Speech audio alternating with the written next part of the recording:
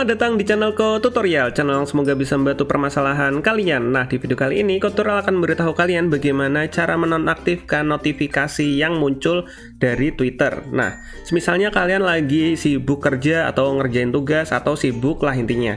Dan tiba-tiba HP kalian ada notifikasinya cetung gitu, ternyata notifikasinya berasal dari Twitter. Nah, pasti kalian terganggu kan dengan notifikasi tersebut. Di video kali ini, Tutorial akan memberitahu kalian bagaimana cara menonaktifkan notifikasi yang ada di Twitter, guys. Nah, langsung aja yuk ke cara yang pertama. Cara yang pertama, kalian harus klik tombol subscribe yang ada di bawah video ini yang warnanya merah. Nah, setelah itu kalian buka Twitter kalian, guys. Jika kalian sudah buka Twitter, tampilannya akan seperti ini. Untuk mematikan notifikasinya, kalian pilih di bagian pojok kiri atas. Ini ada lingkaran yang tulisannya profil atau foto profil kalian ketuk.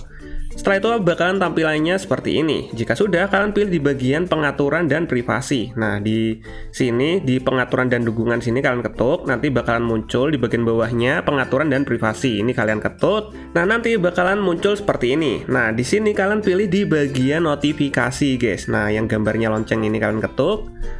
Nanti bakalan muncul dua, penyaring dan preferensi. Di sini kalian pilih yang penyaring, yang atas ini kalian ketuk. Dan jika sudah, kalian pilih di bagian notifikasi yang dibisukan. Nah, di sini kalian ketuk. Udah deh, kalian tinggal pilih notifikasi apa yang ingin kalian bisukan. Misalnya ada yang mengikuti Anda seperti ini. Ini kalian mau bisukan, kalian tinggal pilih aja. Nah, di sini Tutorial mau menonaktifkan atau membisukan notifikasi dari orang, guys. Nah, jika sudah, kalian tinggal back dan udah deh, kalian tidak akan mendapatkan notifikasi yang nggak jelas dari Twitter, guys. Nah, kayak gitu, guys, cara menonaktifkan notifikasi dari Twitter. Jika kalian masih bingung atau masih ada pertanyaan, kalian bisa komentar di bagian bawah video ini. See you di next video. Bye bye.